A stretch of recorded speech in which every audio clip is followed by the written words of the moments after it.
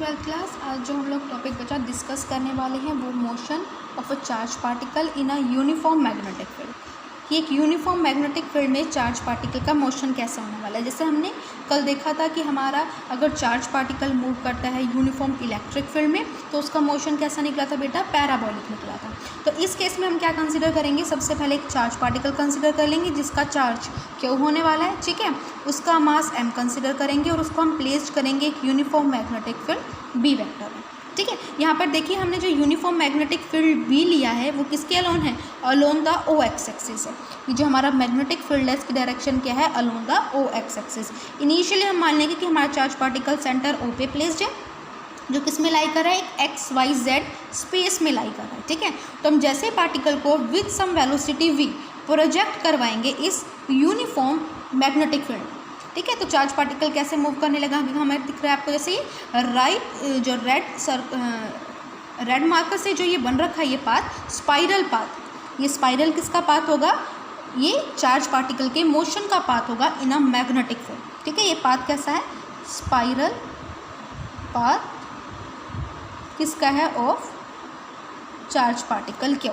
जो charge particle Q है वो स्पाइरल पाथ में मूव करने लगेगा जब हम उसको प्रोजेक्ट कराएंगे with some initial velocity v in a uniform magnetic field b along the O X axis, ठीक है। अब यहाँ पे देखिए ये v वेलोसिटी है जो ऑब्जेक्ट की, ये एक एक्स वाई प्लेन में है तो अलोंग द एक्स एक्सिस। अब हम सबसे पहले मान लें कि थीटा क्या है, हमारा एंगल है। थीटा वो एंगल है जो वेलोसिटी बना रहा है, वेलोसिटी का कंपोनेंट बना रहा है with the direction of magnetic field. O X axis कौन सी है, हमारी मैग्नेटिक फील्ड की डायरेक्शन है। तो मैग्नेटिक फील्ड के साथ वेलोसिटी थीटा एंगल बना के एंटर करती है मैग्नेटिक फील्ड में। तो अलोंग द थीटा वी किस में रिजॉल्व होगा, v1 को मान लेते हैं, यहाँ पे क्या हो जाएगा v cos theta along the theta perpendicular to the opposite to the theta. जो वेलोसिटी का कंपोनेंट होगा वो क्या हो जाएगा, v साइन थीटा, ये हो जाएगा v साइन थीटा। तो हम कह सकते हैं हमारी total velocity in the plane वो किसके इक्वल होगी, velocity along the X axis that is v1 velocity and the velocity along the y axis which is v2 velocity. हमारी v1 वेलोसिटी कितनी है बच्चा, ये हमारी v1 वेलोसिटी है और ये कौन सी है हमारी ऑब्जेक्ट की v2 वेलोसिटी है, ठीक है। तो अब हम सबसे पहले क्या देखेंगे कि ऑब्जेक्ट इस स्पाइरल पाथ में मूव क्यों कर रहा है। वो तो आया था एक स्ट्रेट लाइन में, स्पाइरल पाथ में मूव करवाने के लिए उस पर कुछ ना कुछ फोर्स लगेगा क्योंकि वो चार्ज पार्टिकल किस में प्लेस्ड है, मैग्नेटिक फील्ड में। तो जब चार्ज पार्टिकल मैग्नेटिक फील्ड में प्लेस्ड होता है तो उस पर फोर्स कितना लगता है, क्यों, v vector cross b vector. यहाँ पर v के दो कंपोनेंट है, v1 और v2। अगर मैं सबसे पहले पुट करूँ v1 क्रॉस b, यही होगा क्रॉस प्रोडक्ट, दो वेक्टर का क्रॉस प्रोडक्ट किसके इक्वल होता है बेटा, v1 b साइन थीटा। अब देखो v1 की डायरेक्शन और मैग्नेटिक फील्ड की डायरेक्शन दोनों की डायरेक्शन सेम है, v1 के along the X axis, magnetic field के अलोंग द एक्स एक्सिस। तो यहाँ क्या आ जाएगा, साइन 0 डिग्री। साइन 0 डिग्री की वैल्यू कितनी होती है, 0। तो जो हमारा फर्स्ट फोर्स होगा due to the velocity component v1 वो कितना हो जाएगा, 0। इसका मतलब जब ऑब्जेक्ट सम फोर्स के कारण due to the magnetic field spiral path में मूव कर रहा होगा तो स्पाइरल पाथ में v1 वेलोसिटी से मूव नहीं कर रहा है, वो v1 वेलोसिटी के साथ किस में मूव कर रहा है, along the O X axis move कर रहा है। देखो ये ऐसे भी मूव कर रहा है, साथ ही साथ क्या कर रहा है, फॉरवर्ड भी मूव कर रहा है। जो फॉरवर्ड मोशन के लिए रिस्पॉन्सिबल वेलोसिटी है वो constant v cos theta velocity होगी, ठीक है। अब बात करते हैं फोर्स की, ठीक है, जो किसके कारण आएगा, वेलोसिटी के सेकंड कंपोनेंट के कारण। सेकंड कौन सा कंपोनेंट है, v2। इस केस में कितना हो जाएगा, तो v2 की वैल्यू पुट करेंगे v2 b साइन। अब एंगल देखें, ये v2 की direction along the y axis, magnetic field along the x axis. Angle कितना बन रहा है इन दोनों के बीच में, 90 डिग्री का एंगल है। क्या कितना जगह, साइन 90 डिग्री। साइन 90 डिग्री मतलब अब जब फोर्स लगेगा चार्ज पार्टिकल में due to its vertical component of velocity और v2 कंपोनेंट ऑफ वेलोसिटी, वो मैक्सिमम फोर्स लग रहा होगा और वो कितना होगा, क्यू v2b। अब v2 की भी बात करें बेटा, v2 की वैल्यू है किसके इक्वल, v2 है v साइन थीटा। तो फोर्स कितना होगा, Q v sine theta, okay, into में b। ये फोर्स लगा चार्ज पार्टिकल पे, ये फोर्स किसके कारण है, due to magnetic field. Magnetic field के कारण ये फोर्स लग रहा है। अब इस फोर्स के कारण ऑब्जेक्ट मूव किस में कर रहा है, ये पाथ कैसा बेटा, सर्कुलर मोशन में मूव कर रहा है। सर्कुलर मोशन में ऑब्जेक्ट मूव कर रहा है, मान लेते हैं विद रेडियस r। तो जब भी पार्टिकल सर्कुलर मोशन में मूव करता है विद रेडियस r, तो वो कैसा फोर्स होता है? Centripetal force. वो फोर्स कैसा होता है बेटा? Centripetal force. तो जो ऑब्जेक्ट का सेंट्रीपिटल फोर्स होता है उसका फॉर्मूला क्या होता है? mv²/r।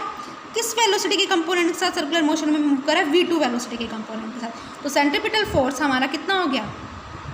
Fc = mv²/r। और ये सेंट्रीपिटल फोर्स है किसके इक्वल? ये force due to the magnetic field, क्योंकि इसी फोर्स के कारण सर्कुलर मोशन में मूव कर रहा है।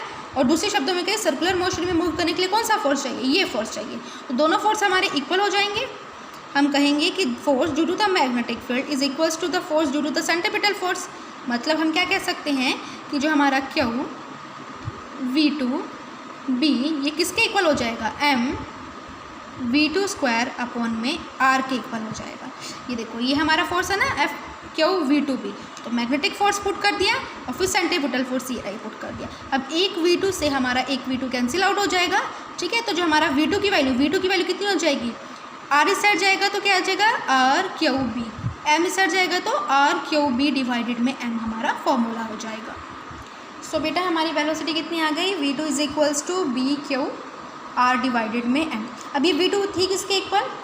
V sin थीटा के इक्वल। सो V sin theta = BQR divided में M। ये हमारी वेलोसिटी हो गई, ठीक है। अब एक और फॉर्मूला होता है, आपको याद हो तो, linear velocity is equals to radius time angular velocity. ये फॉर्मूला याद होना चाहिए आपको, 11th क्लास में था आपके पास, सेकंड चैप्टर में। ये linear velocity is equals to radius time angular velocity. तो अगर यहाँ से इस फॉर्मूले को यूज़ करके हम एंगुलर वेलोसिटी, क्योंकि ऑब्जेक्ट मूव किस में कर रहा है? स्पाइरल मोशन में, एक तरह का सर्कुलर मोशन में ही मूव कर रहा है। तो इसमें मूव करने के लिए इसे लीनियर वेलोसिटी नहीं चाहिए, इस सर्कुलर पाथ में मूव करने के लिए उसे कैसी वेलोसिटी चाहिए? Angular velocity. So angular velocity कितनी हो जाएगी? लीनियर वेलोसिटी डिवाइडेड में r, जो कि क्या है हमारी? v2 velocity. सो v2 वेलोसिटी कितनी हो जाती है हमारी? v2 वेलोसिटी होती है हमारी v sin थीटा डिवाइडेड में r। अब v sin थीटा की वैल्यू कितनी है बेटा? v sin थीटा हमारा BQR डिवाइडेड में m। So angular velocity is comes out to be BQR m divided में BQR डिवाइडेड में mr। r से r कैंसिल, तो एंगुलर वेलोसिटी कितनी आ गई? BQ डिवाइडेड में m। ये एंगुलर वेलोसिटी होगी। अब आपको पता होना चाहिए एंगुलर वेलोसिटी किसके इक्वल होती है? 2πν। Angular velocity is 2π times frequency. Linear frequency के फॉर्मूला क्या हो जाएगा फिर? हमारा फ्रीक्वेंसी हो जाएगी एंगुलर वेलोसिटी डिवाइडेड में 2π, यही हो जाएगी। एंगुलर वेलोसिटी कितनी है बेटा? BQ डिवाइडेड में m इंटू में 2π। ये क्या हो जाएगी? हमारी फ्रीक्वेंसी हो जाएगी। अगर ये फ्रीक्वेंसी, तो टाइम पीरियड क्या होता है? Time period is reciprocal of the frequency. तो टाइम पीरियड कितना हो जाएगा? इस इक्वेशन को रिवर्स कर देंगे, 2πm डिवाइडेड बाय BQ। ये वो टाइम पीरियड होगा जिसमें ऑब्जेक्ट एक सर्कल को, एक स्पाइरल मोशन को कंप्लीट कर रहा होगा, ठीक है। ये टाइम पीरियड किस लिए लिया? क्योंकि अभी हमने देखा जब फोर्स होता है due to the V1 component, वो फोर्स कितना होता है? 0। तो ऑब्जेक्ट किस कांस्टेंट वेलोसिटी से मूव करता है? V cos थीटा वेलोसिटी से object along the X axis move कर रहा होता है। ये कैसी होती है वेलोसिटी उसकी? एक कांस्टेंट वेलोसिटी होती है।